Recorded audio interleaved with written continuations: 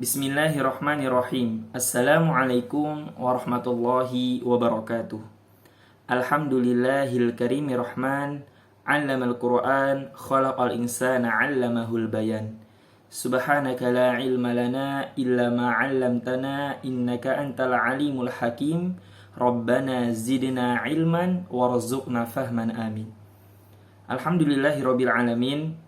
Kembali kepada acara Kultum sebelum kita berbuka puasa dari STIQ Ar-Rahman. Para kiai, para asatidz, dan para habaib, juga sahabat-sahabat pejuang Al-Quran yang dimuliakan oleh Allah Subhanahu wa Ta'ala, izinkan kami menyampaikan beberapa nasihat singkat terkait agar jangan sampai Ramadan kita menjadi sia-sia. Setidaknya ada 5 hal yang harus kita betul-betul perhatikan agar jangan sampai Ramadan kita menjadi kesia-siaan belaka. Hal yang pertama adalah tanpa ilmu. Ibnul Qayyim rahimahullah berkata, orang yang beramal tanpa ilmu bagai orang yang berjalan tanpa penuntun. Ibnu Taimiyah rahimahullah juga berkata, man faraqad dalil dhallas sabil wala dalila illa bima jaa bihi rasul. Siapa yang terpisah dari penuntun jalannya, maka tentu ia bisa tersesat. Tidak ada penuntun yang terbaik bagi kita selain dengan mengikuti ajaran Rasul sallallahu alaihi wasallam.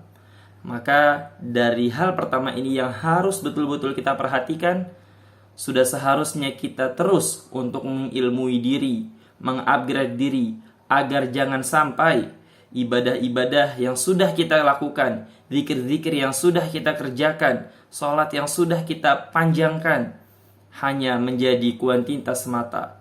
Tapi yang lebih penting daripada itu semua adalah bagaimana semua itu menjadi berkualitas di sisi Allah Subhanahu wa Ta'ala.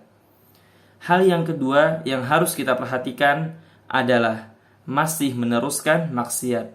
Nabi Muhammad sallallahu alaihi wasallam bersabda, "Rubba shaimin hadzuhu min siyamihil ju'u wal 'atash."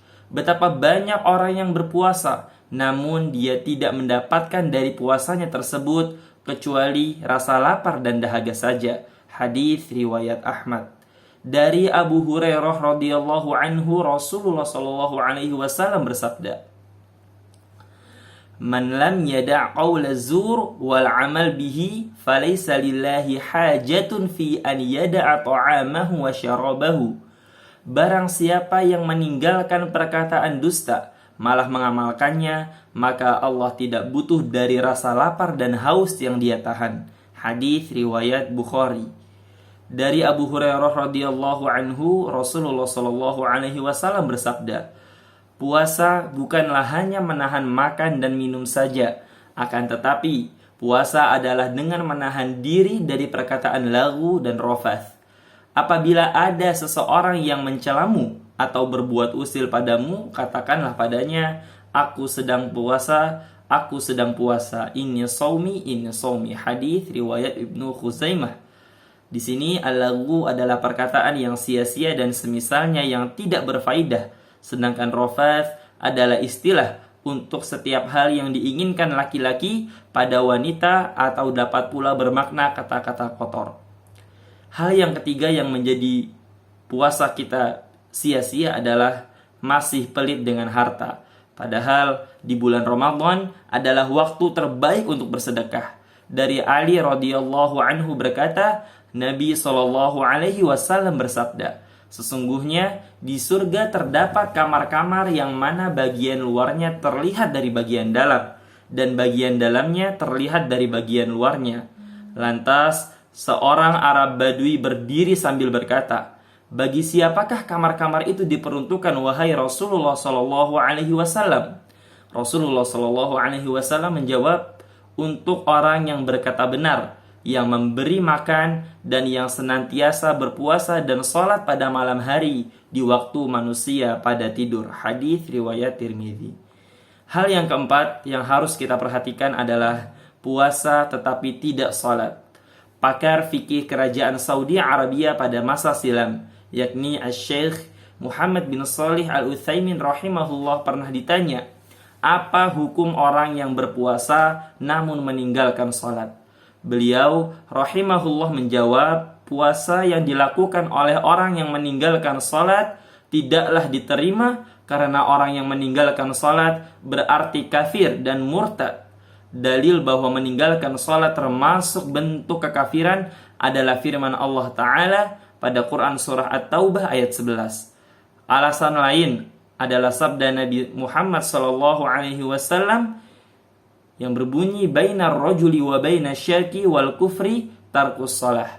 Pembatas antara seorang muslim dengan kesyirikan dan kekafiran adalah meninggalkan salat. Hadis riwayat Muslim. Asy-Syaikh Ibnu Utsaimin rahimahullah melanjutkan, kami katakan salatlah kemudian tunaikanlah puasa. Adapun jika engkau berpuasa namun tidak salat, amalan puasamu akan tertolak, karena orang kafir sebab meninggalkan salat tidak diterima ibadah darinya. Hal yang kelima adalah salat tarawih super ngebut. Nabi Muhammad SAW bersabda, afdalus salati tulul qunut, sebaik-baik salat adalah yang lama berdirinya. Hadis riwayat Muslim. Dari Abu Hurairah radhiyallahu anhu, beliau berkata, annahu naha an yusallir rajul muhtasiran. Nabi SAW melarang seseorang salat muhtasiran. Hadis riwayat Bukhari. Sebagian ulama menafsirkan ikhtisar atau tadi yang sudah kita sampaikan muhtasiran dalam hadis yang sudah kita sebutkan adalah salat yang ringkas, terburu-buru, tidak ada tu'maninah ketika membaca surat, ruku' dan sujud. Semoga Allah menerima setiap amalan kita di bulan Ramadan dan dijauhkan dari kesia-siaan dalam beramal. Hadza wa sallallahu ala nabiyyina Muhammad wa billahi taufiq wal hidayah. Wassalamualaikum warahmatullahi wabarakatuh.